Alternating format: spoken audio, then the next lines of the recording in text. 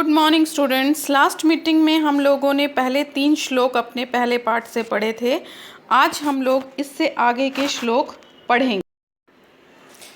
सद्भिरेव सहासीत सद्भि कुर्वीत संगतिम सद्भिर्विवाद मैत्रीम च न सद्भि किंचिदाचरेत। अन्वय होगा सद्भिरेव सहासीत सद्भि सह संगति कुर्वीत सद्भिर्विवाद मैत्री च कर्तव्यम न सद्भि सह किंचिदाचरेत। अर्थात सद्भि मतलब सज्जन सज्जन व्यक्तियों के सह आसीत अर्थात हमें साथ बैठना चाहिए।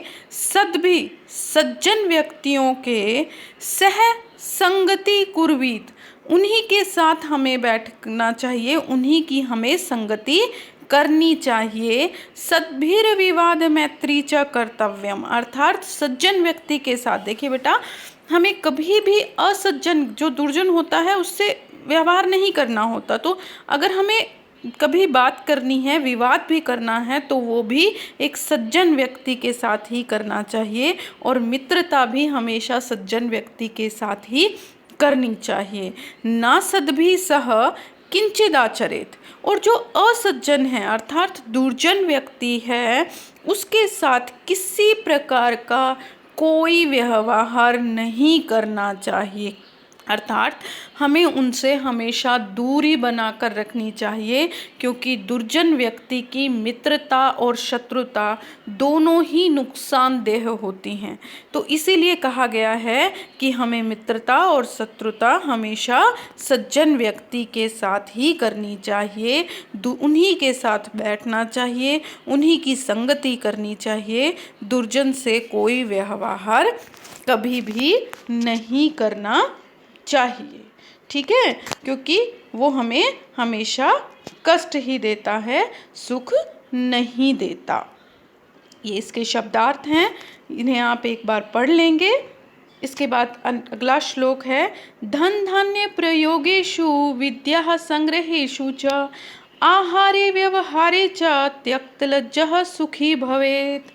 इसका अन्वय होगा धन धान्य प्रयोगेषु विद्याया संग्रहेषु च आहारे व्यवहारे च त्यक्त लज्ज सुखी भवेत्। अर्थात धन धान्य, धन और धान हमारा जो अनाज होता है के प्रयोग में, प्रयोग में विद्या संग्रहेषु च, और विद्या को संग्रह करने में अर्थात लेने में, किसी से भी विद्या ग्रहण करने में, आहारे व्यवहारे च हमारे आहार और व्यवहार में, ठीक है, जैसा भी व्यक्ति का व्यवहार है, च त्यक्त लज्जः सुखी भवेत्, जो व्यक्ति त्यक्त लज्ज अर्थात लज्जा का त्याग कर देता है वही सुखी रहता है, ठीक है, संकोच नहीं करता। जो शर्माएगा तो वो ये सब कार्य ठीक से नहीं कर पाएगा। तो जो लज्जा नहीं करता है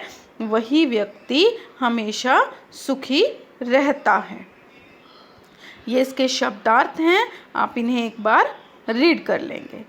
क्षमावशी कृति लोके क्षमया किम न साध्यते शांति खड्ग करे यस्य किम करिष्यन्ति दुर्जनः। अर्थात क्षमा वशी कृति लोके क्षमा किम न साध्यते यस्य करे शांति खड्ग अस्ति दुर्जन तस्य किम करिष्यति।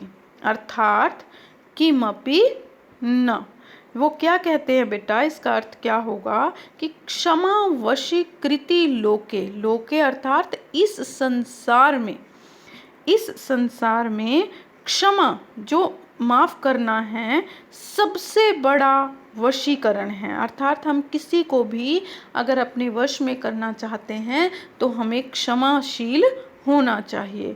क्षमया किम न साध्यते अर्थात क्षमा से क्या प्राप्त नहीं किया जा सकता, साध्यते अर्थात प्राप्त नहीं किया जा सकता, हम सब कुछ क्षमा से प्राप्त कर सकते हैं। यस्य करे जिसके हाथ में, करे अर्थात हाथ में शांति खड्ग अस्ति, शांति की खड्ग है, खड्ग अर्थात तलवार है।